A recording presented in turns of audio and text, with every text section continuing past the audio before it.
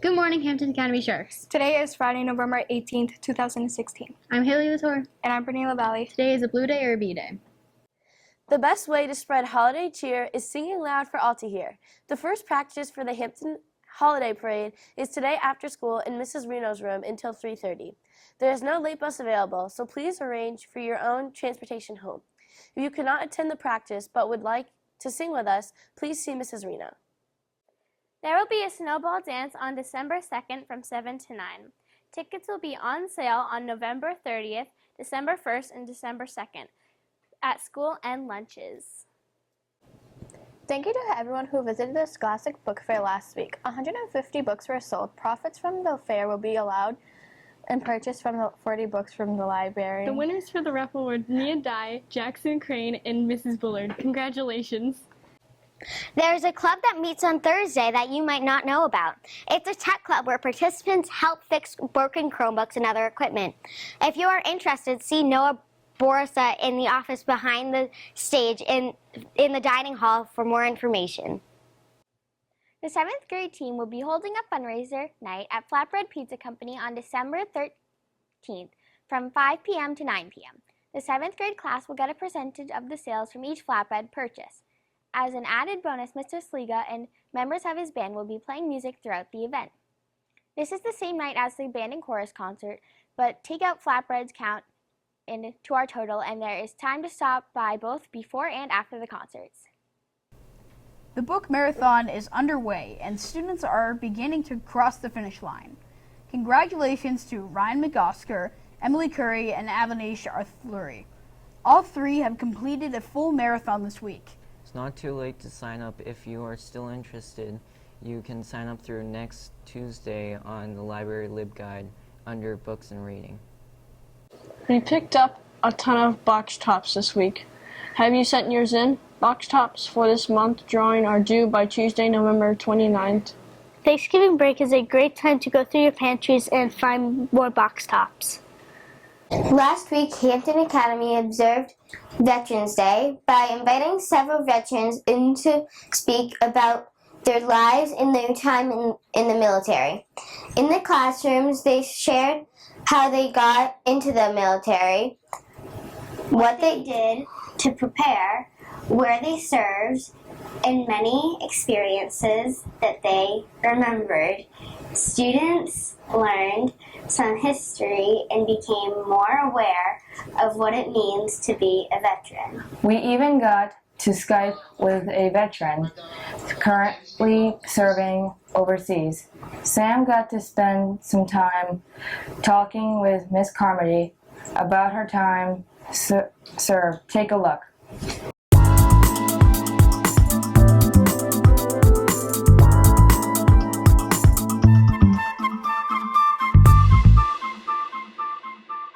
I'm joined today with Miss Carmody, our veteran in the building. Good morning, Miss Carmody. Good morning. I'm fine, thank you. So, what branch of the military did you serve in? I was in the United States Navy. How long did you serve? I was active duty for 7 years. Do you have any pictures? I do. I actually brought this picture of myself. I served in Roosevelt Roads, Puerto Rico. I served in Rota, Spain, and then in Newport, Rhode Island.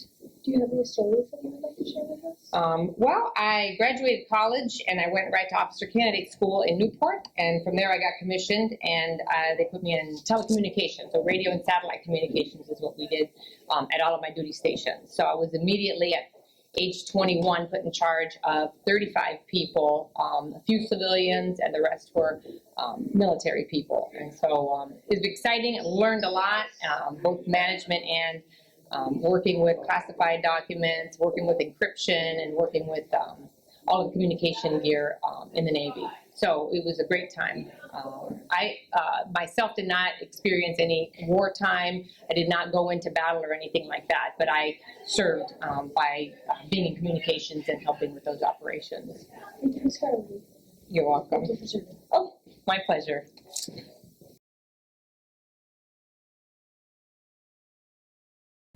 Recently, about 60 Hampton Academy students and staff visited the Browne Center for a day of team development and community building. Participants were empowered to experience and practice collective leadership, teamwork, problem solving, and conflict resolution. Sharks. Today here I am with Jeff from the UNH Browne Center. So Jeff, what do you like about your job here? Well, Will, thank you for asking. Thanks for having me, and thanks for everybody for being here. I love about my job that I get to work with awesome people, young people like this every day, and adults that come to us, educators like Ms. Bowen, as well as your teachers. So I get to be outside. I do have a desk, but on a day like this, I don't spend much time at it. So I love to go outside and be with you all. So, about the game that we just played called Bodyguard. Yes. So, how does that promote leadership? Well, it promotes leadership because it encourages people to take a little bit of time to strategize on how to take care of one another. It really helps people have an experience taking care of each other and having a plan on how to do that, so that we can then practice that in other places when it might be really important, stepping up in a leadership role at school, whether it's a project or whether it's planning around that project, or in a situation that might involve bullying, maybe stepping up and helping somebody in that situation gives people a chance to practice being a leader. All right. Thank you for being on Shark News, Jeff. All right. Good morning, Hampton Academy Sharks. Right now I'm here with 8th grader Morgan Kelly, and she's also a member of Student Council. Good morning, Morgan. Good morning, Erin. So what was your latest project in Student Council? So on Tuesday, we filled Thanksgiving baskets for Hampton people in need. And how did you do that? So the whole school collected food in the UAs, and then Student Council filled the baskets. And how many baskets did you fill? We filled 36 bags and 7 boxes 3 times each. Wow. Well, thank you for being on Shark News, and thank you to you and Student Council and really the whole school for helping families in need for Thanksgiving. Thank you for having me.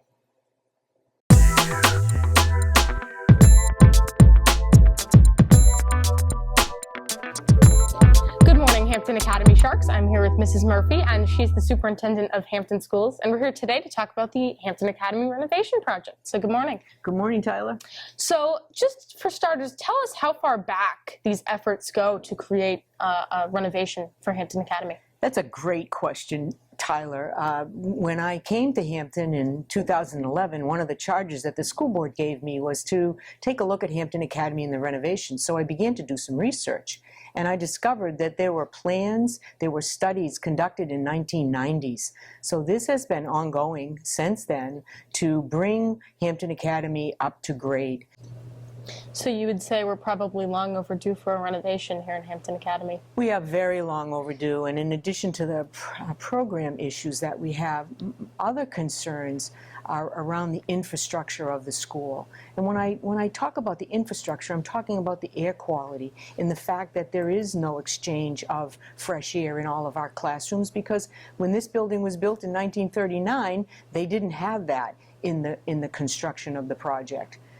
Also, I'm very concerned about the electrical systems. We have a greater use now of technology, and as a result, we don't have the capacity for all of the needs that we have relative to our computers and all of our technical programs.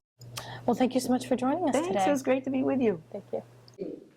Good morning. I'm here with 8th graders Elizabeth Durant and Brenna Bushy, and we're here to discuss the Hampton Academy renovations. So, Elizabeth, what are your thoughts on the renovations? So what I think about this is that even though it's not affecting us 8th graders as a whole, it will be affecting future students, and it can help our town become more knowledgeable and have better resources. Thank you. And Brenna, why do you think this renovation should be put into action? I think this renovation should happen because overall the school is just really old. Lockers are breaking, bathrooms are pretty bad, and the air quality is also really bad. Well, thank you. Thank you. Good morning, Hampton Academy. We're continuing our segment on the Hampton Academy building project with Mr. O'Connor, and he's the principal here at Hampton Academy. Good morning. Good morning, Tyler. So, what are the most important needs in a renovation project here at Hampton Academy? Well, you know, when this building was built in 1939, and then the addition we're in right now where the computer lab is, that was 1961. And then down in the 6th grade wing, which is actually our most modern component of the building, was 1974. So The way we use the building, the way we taught in classrooms has changed dynamically over the last 78 years. So the needs of our school, more common spaces where we can get together with teams or classrooms. Definitely our performance areas, our gymnasium, our auditorium, band and chorus, places like that. So really upgrading the infrastructure and creating a modern learning environment. Those are the greatest needs. So if a Hampton Academy renovation passes, how will it affect the community in a positive way, not just Hampton Academy? That's a great question because, you know, it's not just coming to school from 7:30 to 2:30. Obviously, there are extracurricular activities. The clubs that we have within the schools, the athletic teams would benefit. Right now that we have to play all our athletic events either over at the Rim or over at Marston or using Tuck Field. Our community as a large has committees, they have groups that use our building. Our buildings are used 6 days a week up until 10 o'clock at night. So they would receive an immediate impact in that a more modern, accessible community building. And lastly, what can Hampton Academy students and students in the district do to help this project? You as students can let your parents know what the current situation is like. March 14th, which is 2017, is the town election day. So letting your parents know that this is something that would help the community and would help their school, and getting parents out and community members out to vote on March 14th, that'd be the greatest thing they could do. Well, thank you very much for joining us. Well, thank you, Tyler.